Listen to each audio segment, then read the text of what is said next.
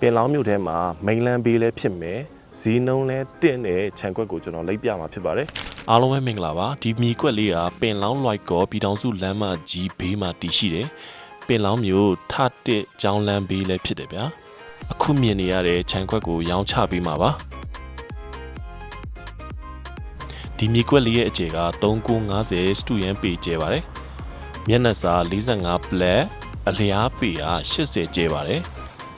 ပိန်စိန်ကျောင်းစားရေးစားတဲ့အပြည့်စုံရှိတဲ့အရှုပ်ရှင်းကင်းတယ်ဗျ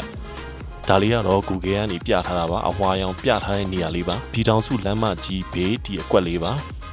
ဒီခြံကွက်လေးကလမ်းဘေးဖြစ်တဲ့အတွက်စီးပွားရေးလုပ်ငန်းရှင်တွေအတွက်စားသောက်ဆိုင်ပဲဖွင့်အဆင်ပြေတယ်အထက်တန်းကျောင်းနဲ့လည်းနီးတဲ့အတွက်ဘော်ရာဆောင်ဖွင့်ချင်ရင်လည်းအဆင်ပြေတယ်ဗျ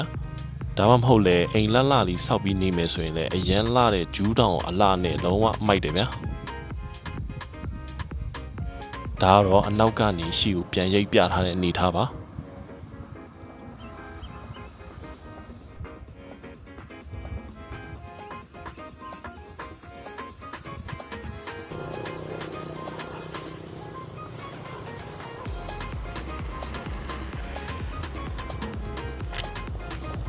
ဒီမြေကွက်လေးကိုစိတ်ဝင်စားရင်တော့ CB Messenger ပဲဖြစ်ဖြစ်ဖုန်းပဲဖြစ်ဖြစ်ကျွန်တော်ဆက်တွေ့မေးမြန်းနိုင်ပါတယ်ဗျာ